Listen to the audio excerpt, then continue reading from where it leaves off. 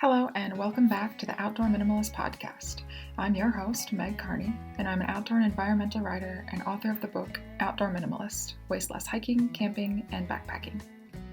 Follow the link in the description to pre-order a copy of the book so you'll be the first to receive it on the release date of September 1st, 2022. The Outdoor Minimalist Podcast has a goal to give listeners actionable ways to waste less while they're hiking, camping, backpacking, and more during every step of their process. Your impact outdoors starts long before you hit the trail and goes beyond leave no trace ethics. You'll learn how to identify sustainable outdoor brands, how to ask hard questions regarding sustainability, and begin to shift and evolve your mindset to integrate minimalism into all of your outdoor pursuits. Today on the Outdoor Minimalist Podcast, we will be discussing finances. More specifically, how finances fit into sustainable living and minimalism. This is kind of a big concept, but it can help a lot of listeners gain some new perspectives and insights into their personal finances and feel more empowered when approaching sustainable living. The R&D Financial Coaches, Rebecca and Dylan, are here to help me delve deeper into how saving money and bolstering your finances can help you while living sustainably. Rebecca, Brooks and Dylan Pollock, owners of R&D Financial Coaching, guide outdoor couples and people on their journey to financial freedom by helping them be better stewards of their money and align their finances with their values. All right, so thank you guys so much for taking the time to be on the podcast today. I'm really excited to have you here and for the listeners to meet you. Before we kind of jump into our larger conversation about finances and sustainable living, could you guys tell us a little bit more about you, how you got involved in outdoor recreation, and about your business? Yeah, of course. Yeah, we're excited to be here. So I'm Rebecca Brooks. And I'm Dylan Pollock. And so we're a married couple who we actually started out in, I was in outdoor retail and Dylan was in outdoor education. Yep. And so we did that for many, many years, and then started to shift into financial coaching and just specializing in working with the outdoor community because we felt like, people weren't really speaking to us and our culture, our community when it came to how to manage our money. And so we decided that we really wanted to help like-minded people to be able to achieve financial freedom and start to build their wealth while they're balancing that with their lifestyle of getting after it and having a good time outdoors and having as many adventures as possible. So with your guys' focus in finances and the outdoor industry, I think that is really unique, and that's really what drew me to you guys for this conversation. And when we think about sustainable living, I think a lot of times we forget about finances. And also, as someone who's worked in the outdoor industry, I feel like it is kind of a culture of overspending or not managing money or not caring about money. That's maybe how I would phrase it. Like, you just like, money isn't your focus. It's the experiences your focus. So would you guys be able to shed some light on sustainable living, outdoor recreation, and how finances all relate? Yeah, absolutely. I mean, for us, it was really just kind of from the get-go, it all really did. Does have such a close relationship, tying together like living a simple lifestyle and how do you find that balance between being a good steward of your money. That's something that we talk about a lot. If you follow us, like we talk about stewardship a lot. We talk about that in sustainability and talking about the environment, but like taking that and then having it spill over to your finances as well is just like, it was so natural for us. Yeah, I think like from the point of view of like us working in the outdoor industry, and what we saw was that, the conversations were never about finances and thinking about like long term, like maybe we're saving up for a new piece of gear, or we're saving up to go on a trip, or maybe we're paying off for those things that we've already purchased in the past. We never talked about how to have these conversations about finance and start talking about money as a whole, as part of your plan about your future in general. And then thinking about it in a sustainable way too, I think, because most people who are in the outdoor industry really care about everything that's going on in the world and like how the climate's being affected, and I don't know if we necessarily thought about it, how it directly is related to our wallet. Yeah, I think a lot of times there is discussion of sustainability in the outdoor industry, but it doesn't necessarily branch into other aspects of our life outside of when we are playing in the outdoors. It's just, it's really hyper focused to when we are outside, and it doesn't branch into all those other aspects that are influential. And something that I think about a lot is kind of what brought me to minimalism was the fact that I didn't really have any money. When I started out in the outdoor industry, like I was right out of college and doing like guiding and stuff, and cycling through those types of jobs, there's like a feast and famine. So there's not really any money management happening there. And so you kind of just like doing what you can in the moment, and there's not really any thought being put into that. And I think that's a lot of times where like the thought of accessibility to outdoor recreation comes into question, is if you have a lower income, the activities aren't as accessible to you. And that falls into a lot of zero waste living too. So a lot of issues in the zero waste movement are like, well, I can't afford to be zero waste, or I can't afford to do that activity. But a lot of it, I think, goes back to money management and understanding of finances and how that correlates to the things you buy and consumption in general. Totally. Yeah. And like kind of speaking into like even what you're saying about the feast and famine of like the guiding or just in the outdoor industry in general, is like, I do think it's a bit of a badge of honor to kind of be broke, but then also within that too, it's like the money management, there is money management, but it's just like either it's to the extent of just like either I have the money or I don't, and it's just not so much that bigger picture, it is just kind of getting to that next season or getting to that next adventure, is like the depth of it. And so it's a little bit shorter sighted. Yeah, maybe I'm taking a stretch here when I say this, but I remember when I was working outdoor education, like I didn't really care about money. At the same time, like who really, as long as I was paying my bills, I was able to get out and rock climb on the weekends. Like I wasn't really thinking too much about the future. It's like managing your money's for the man. And so I didn't really care to learn anything about it while I was in that particular place. And I look back and think like, there's just small things, that opportunities, if I'd known at a younger age, I could have set my future self up for a lot of success. And then like kind of building onto that though, like I think that as far as the accessibility then, and that argument of what you're saying about, it being maybe out of reach because it's too expensive, and, being like going zero waste or doing these outdoor things is like recreation. It all has just like different levels to it. There are inexpensive ways that you can start to go more zero waste, and there are inexpensive ways that you can get into the outdoors. You don't have to go all in. And I think that's where like, honestly, like marketing and sales and like images that we see on Instagram and all that kind of stuff like really kind of make us think that we have to have like a full kit to have a good time, and it doesn't have to be that way. Simple, just walking in the woods, and we were just mushrooming yesterday. That was totally free, so it doesn't have to be this thing that feels so barred because of finances. Yeah, and I like that perspective because it really does kind of depend on the activity that you're engaging in.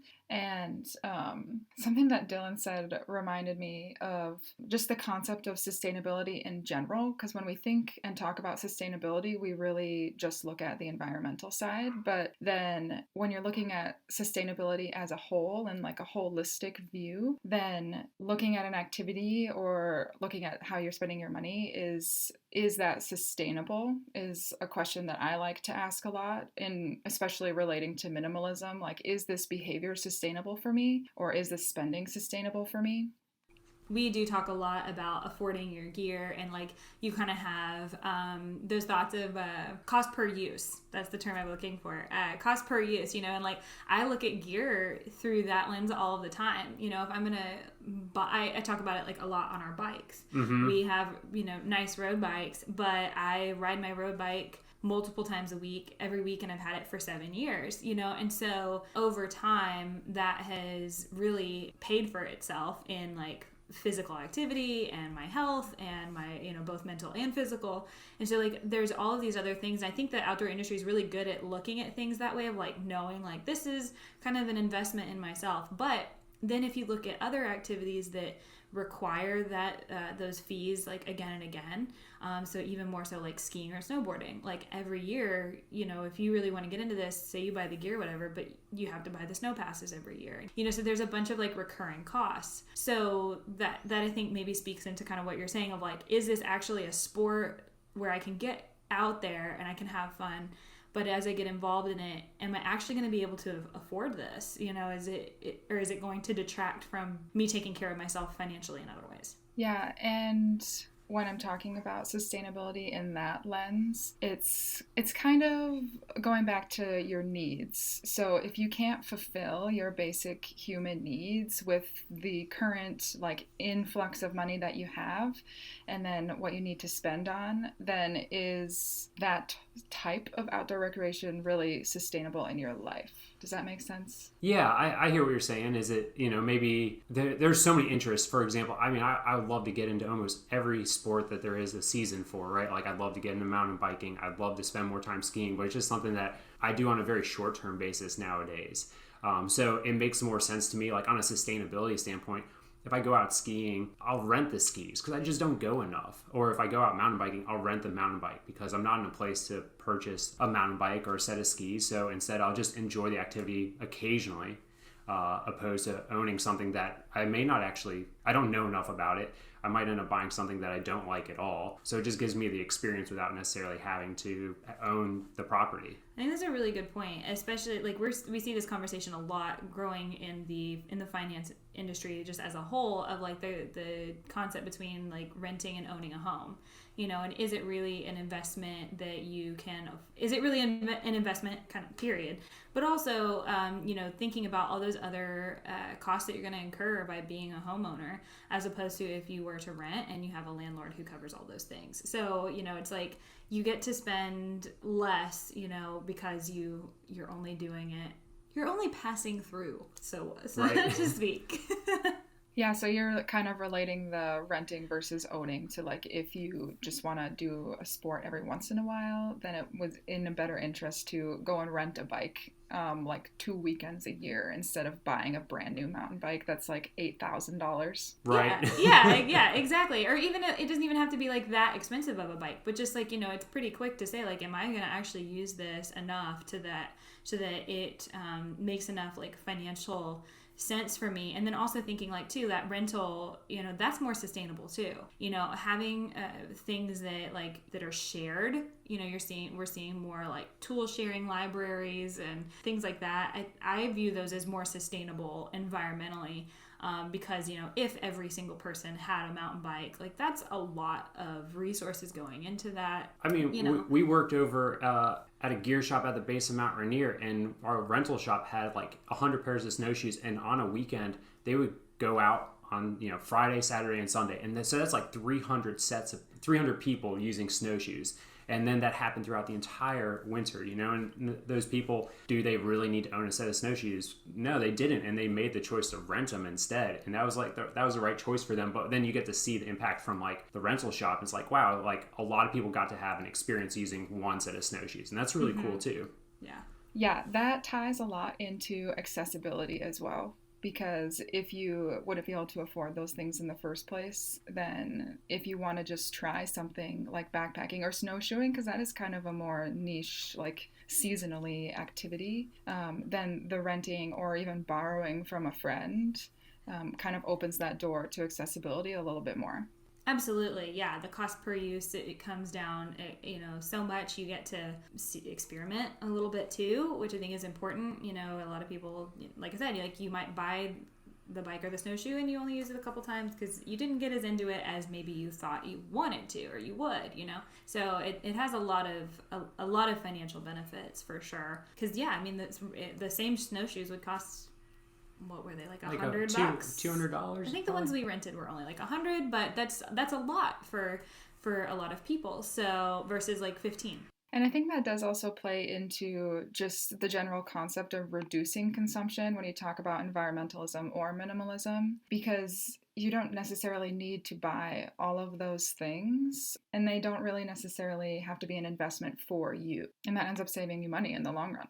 Yeah, I think using our example of these rentals here, it makes a lot of sense if it's something that you aren't necessarily into. One, like we've just mentioned, but two, we start to think about it like on that sustainability level. Like, what if you own a pair of snowshoes? That's our example. Like, how much energy and time and effort, what materials are all that's used to make those sorts of things, So if you decide to rent instead of buy, then multiple people get to take advantage of those particular resources. And then on a financial standpoint, then you can use that money for other things.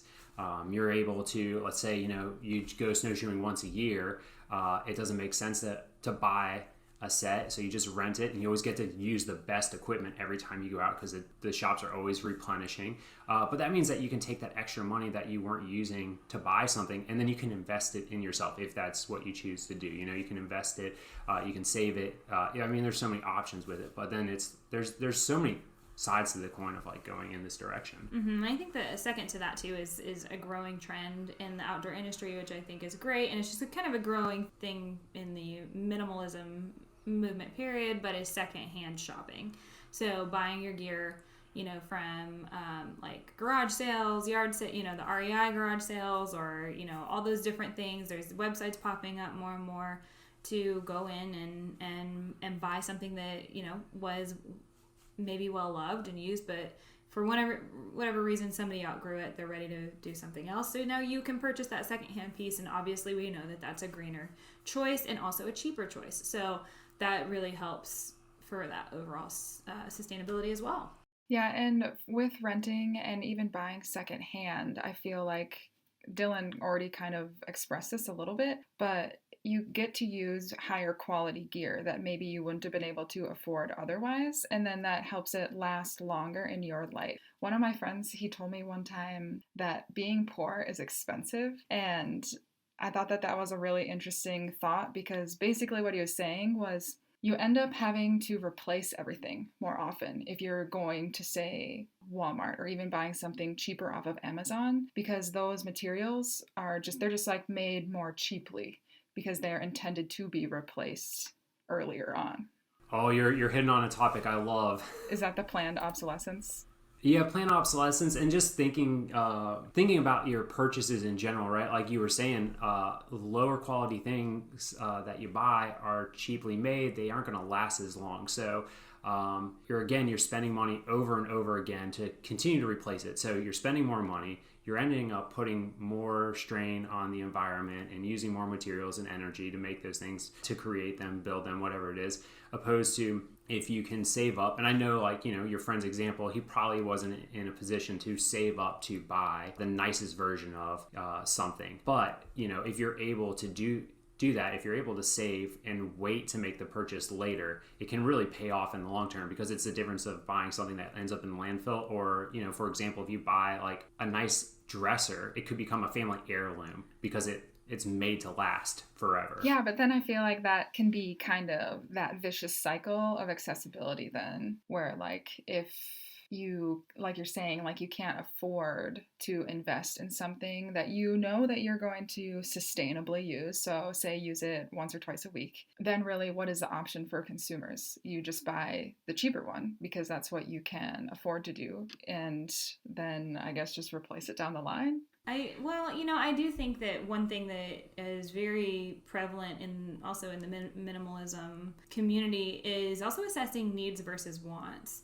And I think that's really important too, with like how you kind of, triage the way that you buy gear or you buy anything in your life, and saying like, is this something that is so crucial that I do need it immediately? So I do need to buy that maybe lower quality, more accessible thing because it's that crucial for me to, exist. Or is it something that, maybe it feels super important to you, but it's not necessarily a necessity for life. So you should practice that delayed gratification. And even if it's really slow to save that money and it's just, a couple bucks at a time, that's just where you're at in life right now. And that might just need to be the approach that you take.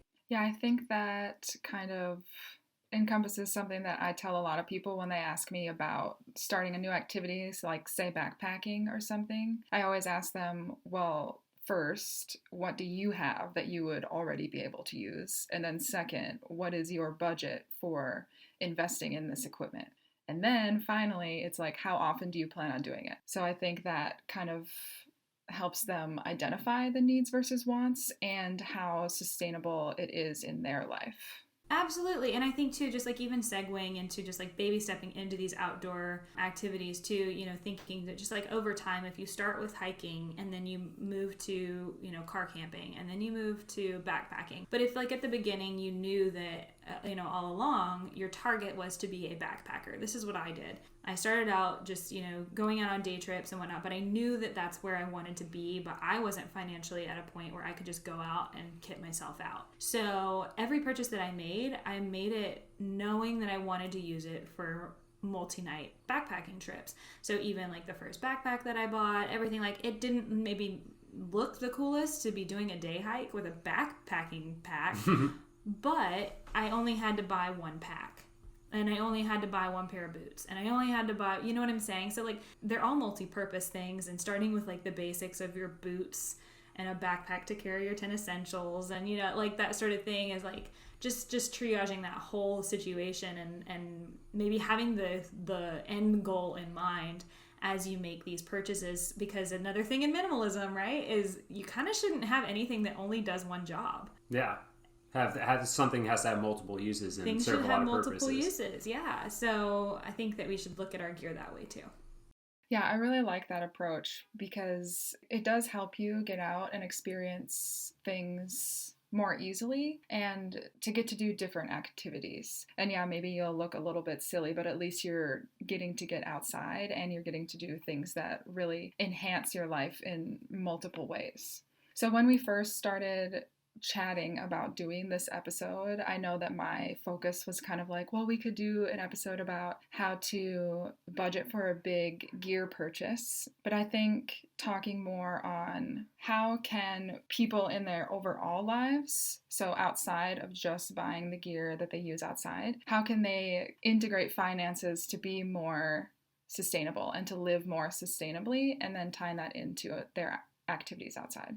Oh, that's great. I think a great place to start is to just know where you're buying your things from. I think education in the society and the companies that we buy from is so vital and important. I mean, there are obviously companies that do a great job and put sustainability at front and center. And then there are others that you don't have to do a lot of research to find out that, I mean, they're pretty much throwing sludge into the rivers, right? And so just understanding that alone, you're just trying to make an impact in your daily life. Like every dollar is a vote. So making sure that you support the companies that are doing the work that you want to see in the world, and boycotting essentially the companies that are doing harm to the planet is a great place to get going in just everyday life, whether you're buying gear or you're just buying groceries. Yep. I mean, the grocery store is a great place to start.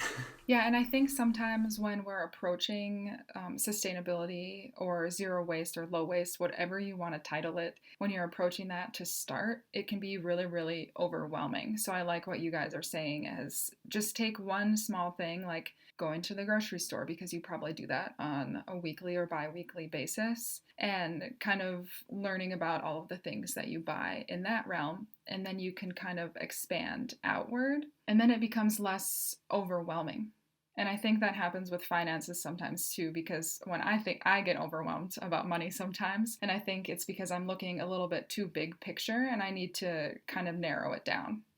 Yeah, oh, absolutely. I mean, if you look at it all, it can be definitely too much. But if you really just say, well, I know that, say, hemp is better than, I don't know, other stuff. I don't know. Like, you just choose like more, just like make those little, give yourself like some little things that, hoops, I guess, that the things you buy need to jump through before you feel like, it's good enough for you. So like whether that be that a company is 1% for the planet, or that they are fair trade, or that they use organic materials, or like you can just start to like filter things through those little ways to help you make your decisions a little bit more consciously. Yeah, that ties into a conversation that I had last week about identifying sustainable product materials, and a lot of it falls down to transparency and then also exposure and education, like you guys are saying. And that should drive, hopefully, almost all of your purchases, because then once you can identify those sustainable brands or stores, I guess, are they all brands? Yeah, those sustainable brands, then you can stick with them and become more loyal to them because you kind of understand their processes and you're supporting them, like you guys are saying, is you're voting for them and you want them to continue to produce those materials because it is a better quality and better for the environment. Right. Yeah, and just overall, it just gives you way more confidence to be able to like return to that brand again and again. And I think that's actually where a lot of businesses, you know, leaning into this they've got to have like, or we know, right, one of the best in the industry, Patagonia, like people go to them specifically because they know that they are very socially responsible. So you know, it's a great way to build brand loyalty. You know, it makes a lot of sense for the businesses too. But it does make it easy to shop with them because, you know, they have such a good reputation. This is definitely, like Rebecca was saying, like we're leaning more and more into this. Like we've always supported the outdoor industry and the outdoor community because that's who we were. That's who we wanted to support. But the more we thought about it, there's just how can we speak finances more to those people? And it really came down to that, like making good choices with your finances. You know, like it's not just about budgeting or investing. It's about knowing these things that we were talking about, like sustainable products, companies that are doing the right thing, that are sourcing the right materials. It's a labor of love to figure out all that stuff. It's tough. So we're doing a lot right now, even just figuring out banks that are supporting these sort of missions. Yeah, I was just about to say that, like, that actually made me think of maybe where we could kind of go next with this is like kind of like a reason to be better with your money is so you can feel more empowered to make these decisions. Like if people think that it's expensive to live this way, like if you just like manage your finances responsibly, or you know, you're like a good steward of your money, that does like empower you to then not have to buy the throwaway gear and not have to bank with predatory bankers or, you know, whatever. And then also like debunking the fact that like you can invest in things that are green. Like, so publicly traded companies that have like socially responsible environmental impact initiatives and like are considered to be, you know, greener options. Like there's ESGs, there's some greenwashing there too. Like we, you know, that's all over the world. That's all over the place, every industry. But it is possible to make conscious investment opportunities too. So I think a lot of people feel like, oh, my money's just going to go straight to coal and, you know. Yeah, or Nestle. Or steal all the water. I've tried not to say their name the entire time we've been talking about groceries. I guess where do you start is usually kind of the question of finances and saving and investing is where do you start? And if you are just starting, how do you do it not only sustainably for you, but sustainably for the environment? For both things, it all starts with awareness. And so like whether you're trying to be greener and have a lesser impact on the environment, or you're trying to improve your finances, like it all just starts with awareness, and it starts with like looking with how you're presently living your life, and identifying like where there is room for improvement. And so, you know, when it comes to your finances in particular, we're really excited to be seeing a lot more opportunities for even banking that doesn't fund fossil fuels, or you know, whatever you can. It's more aligned with like solar and renewable energies. That's what I'm looking for there. So you can even choose like starting with your bank, how you invest your money in the stock market. There's so many ways that you can just look within that, and then just how you're actually spending your money day to day. So looking through your expenses and literally just saying like, is this, like you're saying, you know, is it sustainable for my finances and me reaching my financial goals, and is it sustainable for the environment? And like, unless it's yes to both, then maybe it needs to be kicked out. Yeah, I think, you know, starting with the goal in mind when you get started with your finances, we can donate in a couple ways. And so I'm kind of getting towards that point. It's just like thinking about giving and donating. And so we can give our time, especially if you're first getting started with your financial journey, if like money is tight, giving your time is so valuable. Like being part of trail days, getting involved with your local parks, filling in the void, because man hours in the outdoors is really necessary to maintain trails, to maintain crags, maintain all of these areas that we love and enjoy. People have to go out and do work, whether it's cleaning, maintaining, whatever it is. But so if you're getting started thinking about, you can give your time, but as you start to manage your finances and you start to have extra money, then you can start to think to yourself, like, how can I give to organizations that I support, or how can I support them with my money? And then really when you get to that point, you want to make sure that your money's going to an organization that is doing good, like looking in and seeing, like, is this company using the money to further their mission or to go into the pockets of the people who are in charge of it. Yeah, interesting. I haven't really thought about it in that way, I guess, before. It to some extent, yes. But when it comes to donating, it is really important to donate your time as well as your money. And so I appreciate that perspective, I guess, is what I am trying to say. Yeah, I think we've been talking about this a lot, and I think we see this all the time, is there's so much going on. Like, we all want to do something. We want to give money. And maybe the first giving money isn't exactly what's right for you right now. It might not be the sustainable thing. If you've taken a first aid class or a woofer, it's like, don't put yourself at risk. You got to make sure you're safe.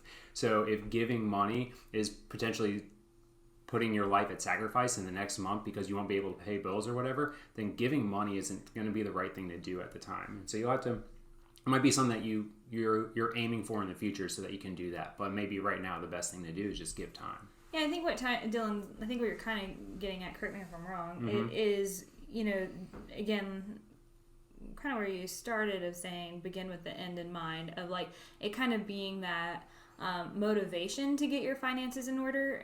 So, you see all these great organizations who are enacting change and, helping us to hopefully stop climate change, slow climate change, all that. So you want to be involved. Well, at first, maybe you can't afford to give money, but I think that was definitely a big motivator for us. It's a big motivator for a lot of the people that we coach, that we work with, is that they want to be able to give. They want to be charitable. They want to support initiatives that align with their values. And so it's a really big motivator to say, well, yeah, I want to obviously take care of my needs and make sure that, like, I'm good because this is stressing me out. But, really long term, I want to donate more to the National Park Foundation, and I want to, get involved with Leave No Trace, or whatever it is, for where you want to eventually give that money to on a consistent basis so that you can support those conservation and whatnot. Yeah, that's exactly where I was going. Yeah, and all of the behind the scenes then is you have this dream or that becomes a goal because you wrote it down, and then you need to, I guess, break it down into a tangible plan so you're able to approach it and then achieve it in the long term, is what you guys are saying. Yeah, absolutely. You start with that, kind of where you're going and where you want to see yourself in the future and your future self. And then from there, like Dylan says, you backwards plan it.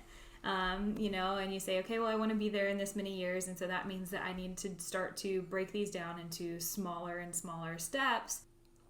As you start to do that and working with, either teaching yourself or working with someone like us, and saying, okay, here are the places where here are your opportunities to improve and to grow and to move yourself closer and closer in that right direction.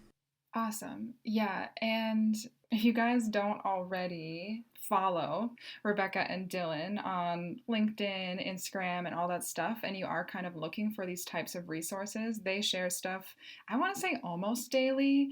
It feels that way. Every time I jump online, I feel like I see new info that you guys put up, and they also have a really great newsletter, and that has been a really great starting place for me personally to kind of rearrange and align my values with my finances, which isn't something that I necessarily have done before. And so would you guys be able to share just where to find you guys and how to reach out or get more resources if people were interested in that?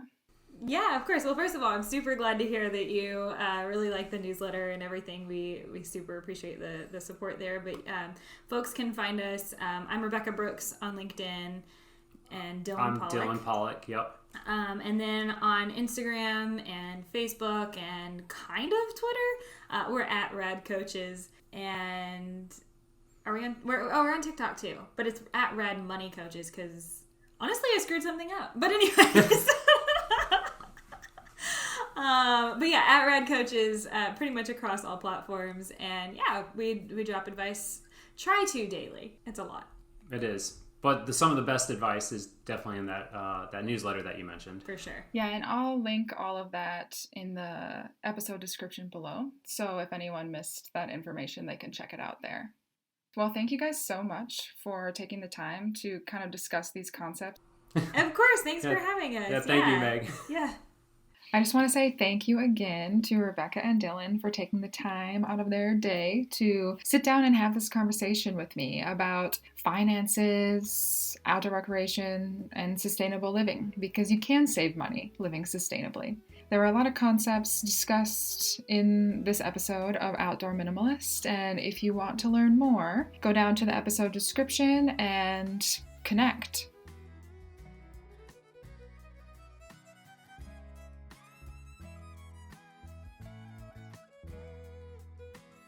Thanks for listening, and if you like what you hear, let me know.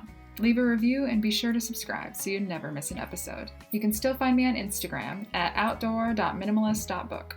Follow there for daily updates, other educational resources, and to help build an outdoor community with the shared goal to create a better outdoor space as we recreate.